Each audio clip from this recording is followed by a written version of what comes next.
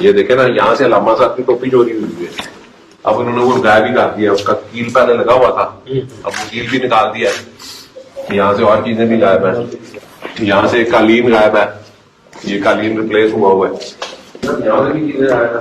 ये मेरी दादी के बैंक अकाउंट की स्टेटमेंट है, ये इधर से गायब है, उसकी जगह पे फोटोकॉपी रखी हुई है। ये देखिए,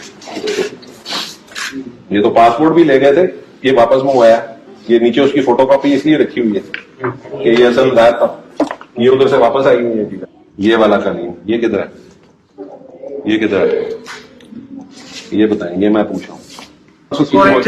जब है नहीं तो उसको चार्ज डबल सर हमारे बैंक में दे रहे हैं ना। कभी कितने गया कलीन, कितने गई किताब ही गायब करती है, किताब पे इधर से भी एक आश्रय आया था, लाजवर्द की आश्रय उसने की थी नादिर शाह अफगान ने, वो यहाँ से गायब है। नीले पत्थर लाजवर्द की आश्रय थी इधर पड़ी हुई, मुझे याद है।